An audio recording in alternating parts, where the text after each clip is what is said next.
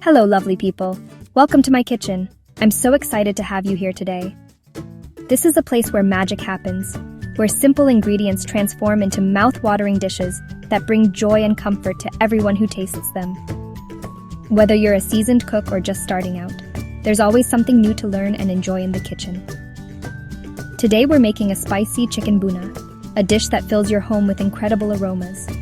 Imagine the scent of spices wafting through the air, making your mouth water even before you take your first bite. This dish is a celebration of flavors, a symphony of spices that come together to create something truly special. Don't worry about the spice. You control the heat. Whether you like it mild or fiery, you can adjust the amount of chili to suit your taste. The beauty of cooking is that it's all about personal preference. You can make each dish your own by tweaking the ingredients to match your flavor profile. Bhuna is a dry-style curry where spices are gently fried, creating a deep, rich flavor that clings to the chicken.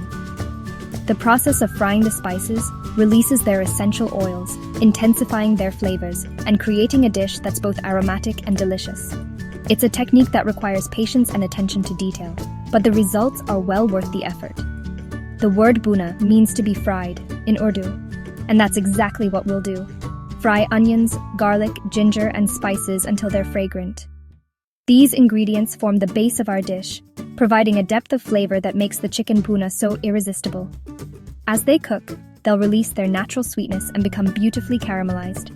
It takes a bit of time, but the result is so worth it.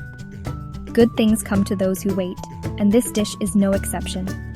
As the ingredients slowly cook and meld together, you'll be rewarded with a curry that's rich, flavorful, and deeply satisfying. It's the kind of meal that makes you appreciate the art of cooking and the joy of sharing food with loved ones. This dish is all about comfort, excitement, and history in every bite. It's a recipe that's been passed down through generations, each cook adding their own unique touch. When you make chicken bhuna, you're not just preparing a meal. You're connecting with a rich culinary tradition that spans cultures and continents. It's a meal that brings everyone to the table, eager to dig in. There's something magical about sharing a home-cooked meal with family and friends. The laughter, the conversation, the shared experience of enjoying something delicious together. It's what makes cooking so special. So gather your loved ones, set the table, and get ready to create some wonderful memories. Cooking should be joyful, a creative project with a delicious reward at the end. It's a chance to experiment, to play with flavors and textures, and to express yourself through food. Don't be afraid to try new things and make mistakes. Every dish is a learning experience, and the more you cook, the more confident you'll become. So, put on your apron, turn up the music, and let's get started. Cooking is as much about the journey as it is about the destination.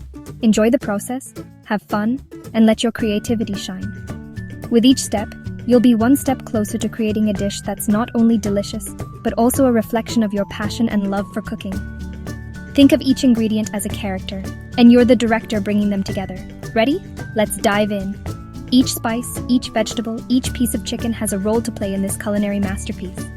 As you combine them, you'll create a dish that's greater than the sum of its parts.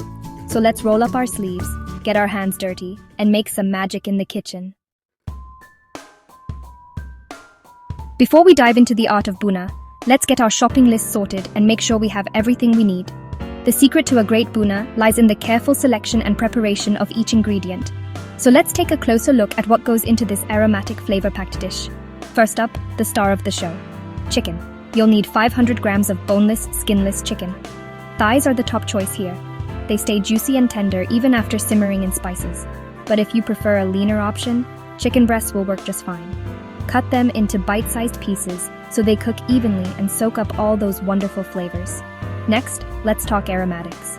You'll need 2 large onions, which form the base of our sauce, and 4 plump garlic cloves.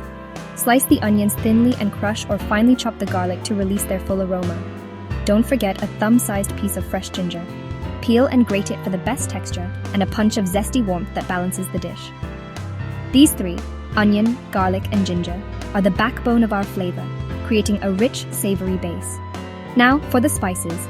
You'll need ground turmeric for its golden color and earthy notes, ground cumin for a deep, nutty aroma, ground coriander for citrusy brightness, and garam masala, which brings a complex warmth to the dish.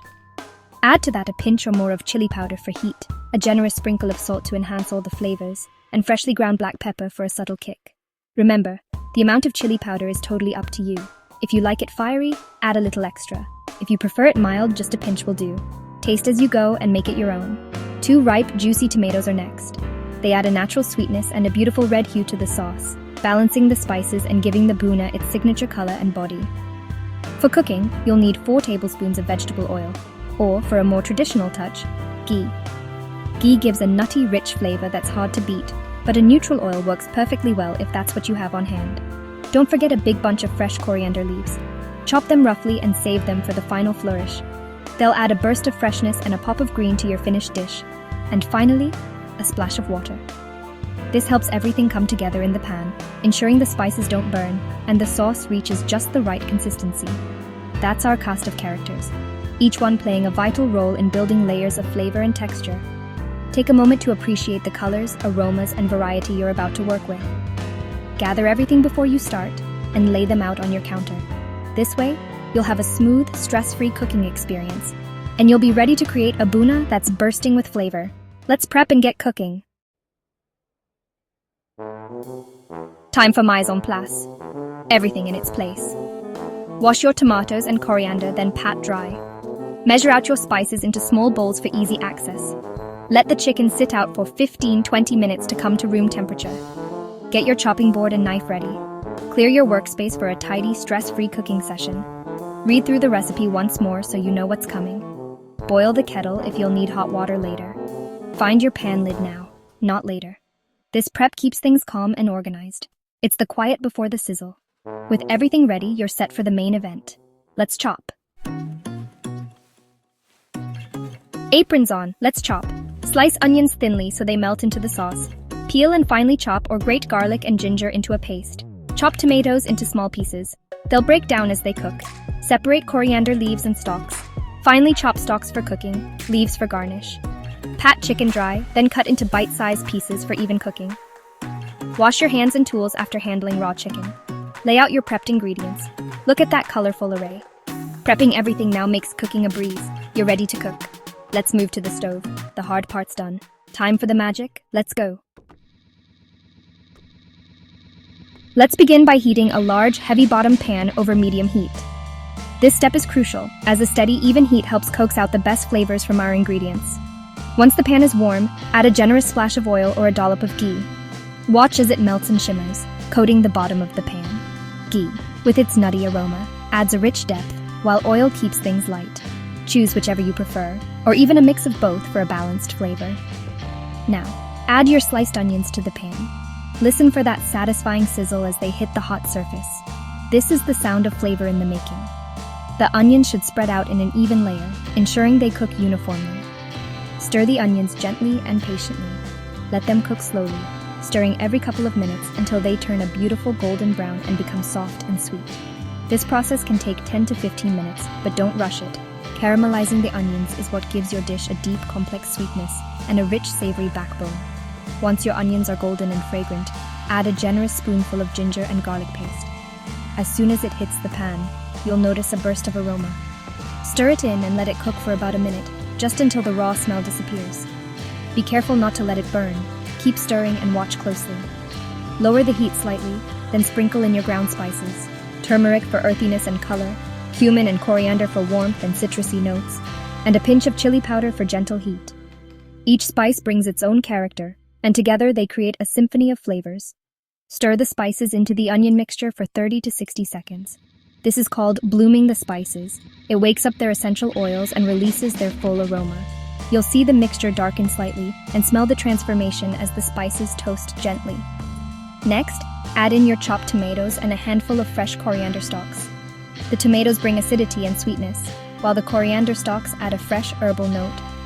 Stir everything together so the tomatoes start to break down and mingle with the spices. As the tomatoes cook, their moisture helps deglaze the pan, lifting up all those caramelized bits and stopping the spices from burning. The mixture will start to thicken and transform into a rich, fragrant masala, the heart of so many Indian dishes. Season the masala with salt and a pinch of freshly ground black pepper. Salt enhances all the flavors you've built so far, while black pepper adds a subtle heat and complexity. Let the masala cook for another 5 to 7 minutes, stirring occasionally. You'll know it's ready when the tomatoes are completely softened, the oil begins to separate at the edges, and the mixture looks glossy and rich. This is a sign that all the flavors have melded together beautifully. Take a moment to admire your handiwork. This masala is the deeply flavorful base that will infuse your entire dish with warmth and complexity. By now, your kitchen should be filled with the mouth-watering aroma of toasted spices, sweet onions, and simmering tomatoes. It's a scent that promises something truly delicious is on the way. With your masala base ready and bursting with flavor, it's time to add the chicken. Get ready for the next step. Your curry is about to come to life. Time to add the chicken. Turn heat to medium-high, add chicken pieces, and stir to coat in the masala. Sear for 5-7 minutes until chicken turns opaque and starts to brown. This locks in juices and builds flavor. If the mixture gets dry, add about 100 milliliters hot water. Scrape up any caramelized bits from the pan. This is deglazing and adds depth. Stir, then bring to a gentle simmer. The sauce should be thick, clinging to the chicken. The color will deepen to a rich reddish brown. Give it a final stir. Get your pan lid ready. The slow cook magic is next. Let's simmer. Now, let it simmer on the lowest heat with the lid on. This gentle cooking makes the chicken tender and infuses it with flavor. Set a timer for 15-20 minutes. Resist lifting the lid. Keep the steam in. After 10 minutes, give it a quick stir if needed, then cover again. In the last 5 minutes, sprinkle in garam masala and stir gently. Let it finish simmering with the lid on. The sauce will thicken and darken, and the chicken will be perfectly coated. The aroma will be irresistible. You're almost done. Get ready to check for doneness. After 15-20 minutes, check your bhuna. The sauce should be thick and cling to the chicken, with oil glistening on top. Cut into a large piece. Chicken should be white throughout, juices clear. The pieces should look plump and moist, not dry. If unsure, cook another 5 minutes on low. Taste and adjust salt or add a squeeze of lemon if needed. Give it a final gentle stir. The flavors should be balanced and rich. Turn off the heat. Your masterpiece is ready. Time to serve. You did it. Your spicy chicken bhuna is ready to serve. Spoon it into a serving bowl. Look at that thick, glossy sauce. Sprinkle with fresh coriander leaves for color and freshness. Serve with hot naan, basmati rice, or rotis. Add a side of cool raita or a simple salad for contrast. Encourage everyone to get a bit of everything on their plate. The mix of textures and flavors is what makes this meal special. Share it with friends or family. This dish is meant for gathering. Be proud of what you've made from scratch. Experiment and make it your own next time. Happy cooking. Enjoy every bite.